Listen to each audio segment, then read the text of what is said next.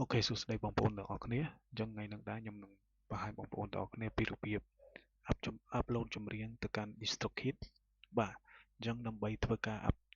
ឡូតចម្រៀងទៅកាន់ DistroKid បានអញ្ចឹងបងប្អូនទាំងអស់គ្នាត្រូវរៀបចំ file មួយចំនួនដូចជាចម្រៀងហើយនិងcover បាទអញ្ចឹង cover នេះគឺជា cover របស់ខ្ញុំហើយនេះជាចម្រៀងហើយនេះគឺជាlyric lyric ឬក៏ lyric ដែលយើងធ្វើការ upload តែ step ដំបូងនេះខ្ញុំទៅបង្ហាញបងប្អូនទាំងអស់គ្នាពីរបៀបនៃការ upload ចម្រៀងចូលសិនបាទអញ្ចឹងអូខេអញ្ចឹងដើម្បី upload បានអញ្ចឹងបងប្អូនទាំងអស់គ្នាចូល upload music នេះមកបាទអញ្ចឹងកន្លែង number of song ហ្នឹងអាហ្នឹងខាងលើហ្នឹងបងប្អូនទុកservice ហ្នឹងគឺ keep existing ដូចដើមហើយ number of song បងប្អូនរើសមកចម្រៀងប្រហែលដែលបងប្អូនចង់កំណត់ចឹងវាមានរហូតដល់35ចម្រៀងប៉ុន្តែខ្ញុំផុសជា single ខ្ញុំផុសតែមួយចម្រៀងទេហើយត្រង់កន្លែងនេះបងប្អូន skip មកហើយខាងក្រោមនេះ skip ហើយអានេះឧទាហរណ៍ថាយើងឈ្មោះ channel ឬក៏ artist យើងឈ្មោះហ្នឹងឧទាហរណ៍ថាខ្ញុំដាក់ឈ្មោះហ្នឹងហើយជា artist ឬក៏ជាឈ្មោះ channel របស់ខ្ញុំ upload ចូលក្នុងហ្នឹងដើម្បីឲ្យវា advertise ចូលក្នុងអឺ artist ឬក៏ band name យើងអញ្ចឹងណាបាទអញ្ចឹងអូខេបន្ទាប់ Spotify ហ្នឹងគឺដោយសារខ្ញុំអត់ទាន់មាន artist អីទេគឺយើងធ្វើឲ្យ skip ចោលទាំងអស់សិនមកហ្នឹង skip ចោល Instagram ឲ្យ skip អី skip ទាំងអស់មកប៉ុន្តែវីដេអូហ្នឹងខ្ញុំគ្រាន់ខ្ញុំអត់ថតភ្លាមទេបងប្អូនទាំងគ្នាបាទខ្ញុំធ្វើការ release វានៅថ្ងៃទី17អូខេខ្ញុំធ្វើការ release ថ្ងៃទី17បាទ17ខែ6ហ្នឹងហើយខ្ញុំឲ្យ release នៅរយៈពេលម៉ោង7ព្រឹកអូខេអញ្ចឹងកន្លែងនេះគឺយើង keep existing ដូចទាំងអស់ហើយភាសាអង់គ្លេសយើងយកភាសាអង់គ្លេសមកហើយ primary genre ហ្នឹងយើងយកប្រភេទចម្រៀងយើងជាអីគេជា pop បាទហើយ secondary genre ហ្នឹងយើង optional យើងអាចដាក់ក៏បានមិនដាក់ក៏បានប៉ុន្តែយើងកន្លែងនេះនឹង visual លក្ខណៈលងលោអញ្ចឹងណាបងប្អូនទាំងអស់គ្នាបាទហើយកន្លែងនេះគឺយើងធ្វើការ album cover យើងធ្វើការ select album cover ដែលយើងបង្កើតមិញបងប្អូនទាំងអស់គ្នាបាទអញ្ចឹងបាទនេះគឺ album cover របស់ខ្ញុំហើយខ្ញុំបង្ហាញបងប្អូនទាំងអស់គ្នាមិញហ្នឹងបាទអញ្ចឹង track 1នេះ title song អញ្ចឹងបងប្អូនចម្រៀងបងប្អូនឈ្មោះអីគេបងប្អូនដាក់មកកន្លែងហ្នឹងបាទអញ្ចឹងបន្ទាប់មកទៀតនៅខាងក្រោមទៀតបងប្អូន scroll មកកន្លែងហ្នឹង keep default ទាំងអស់មកហើយយើងធ្វើការជ្រើសរើស file ចម្រៀងរបស់យើងបាទ file ចម្រៀងយើងជាប្រភេទWAV បាទយើង select មក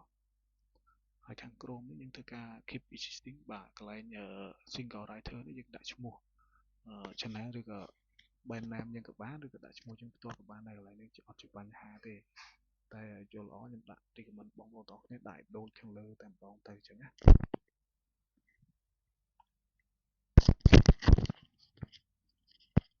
អញ្ចឹងយើងធ្វើការដាក់ឈ្មោះឬក៏ artist ខ្ញុំបាទកន្លែង middle ហ្នឹងបងប្អូនអត់ដាក់ទេកន្លែងនេះគឺខ្ញុំទុក copy មកវិញស្រួលទៅអញ្ចឹងណាបងប្អូនទៅមិនស្រួលគឺធ្វើអញ្ចឹងទៅបាទអញ្ចឹងណាអូខេអញ្ចឹងបងប្អូនតមកក្រោមរហូតមកកន្លែងនេះដោយសារខ្ញុំទិញប្រភេទ DistroKid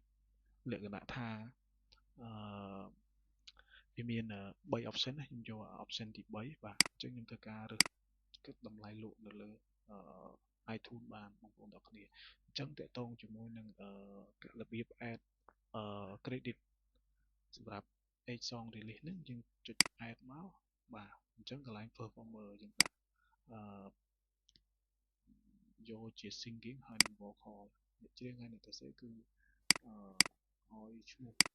បាទឈ្មោះជា Hardcore Expo ហ្នឹងអាធីនៅ channel ហ្នឹងតែម្ដងហើយតាក់ទងជាមួយនឹង producer អញ្ចឹងអ្នកទាំងគ្នារក producer អ្នកទាំងគ្នារកពាក្យថា producer បាទអ្នកផលិតអញ្ចឹងអ្នកទាំងគ្នាធ្វើការ copy ឈ្មោះ channel ហើយនឹងartist យើងដាក់ចូលក្នុងហ្នឹងមកបាទហើយបន្តមកទៀតគឺអ្នកទាំងអស់គ្នា scroll មកក្រោមអស់មកឃើញវា important checkbox អញ្ចឹងកន្លែងនេះគឺបង recommend បងប្អូន check ទាំងអស់បងប្អូនមើលមួយទៅបាទបន្ថែមទៅអូខេអញ្ចឹងយើងបានហើយនេះអូខេ ចឹង release នៅថ្ងៃទី17 អញ្ចឹងបងប្អូនអាចធ្វើការ continue បាទអញ្ចឹងពេលដែល continue វានឹង log វានឹង upload ចូលទៅកាន់website របស់ DistroKid ហ្នឹងឬ server របស់ DistroKid ហើយវានឹងធ្វើការ release ចម្រៀងរបស់យើងនៅថ្ងៃទី17 ខែ6 បាទដែលមានចំណងជើងថា I still can call your name អញ្ចឹងណាបាទអញ្ចឹងនេះខាងក្រោមនេះគឺបញ្ជាក់តាមចម្រៀង list យើងមួយទេឈ្មោះ title ចម្រៀងហើយនឹងឈ្មោះ band យើងគឺឈ្មោះហ្នឹងបាទហើយយើងចាំបន្តិចមកវាមាន3 option ទៀតបងប្អូនឃើញទេ upload enhance ហើយនឹង done អញ្ចឹងenhance ហ្នឹងបើសិនជាបងប្អូនធ្វើការបង់លុយនេះថែម$10នៅលើចម្រៀងនោះទៀតអញ្ចឹងចម្រៀងយើងស្ដាប់ទៅព្រោះជាងមុននេះ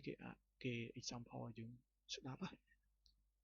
អញ្ចឹង demo យើងស្ដាប់អញ្ចឹងនេះឃើញទេគេ take មកកន្លែង enhance នេះអញ្ចឹងបងប្អូន play ទៅស្ដាប់ចម្រៀងដែលយើង original ហើយនឹងរបស់យើង original ហើយនឹង enhance នឹងពេលដែលគេ master ឬគេកែសម្រួលហើយគឺវាសំឡេងវាច្បាស់ហើយមានអារម្មណ៍ថាវាពីរោះជាងមុនឆ្ងាយអញ្ចឹងណាអញ្ចឹងតែយើងកន្លែងនេះយើងអត់បាច់បង់លុយអីទេយើងយក original ទៅបាទអញ្ចឹងបន្ទាប់មកទៀតបងប្អូនចុច continue បាទចាំបន្តិចគឺយើងបានហើយបាទអូខេ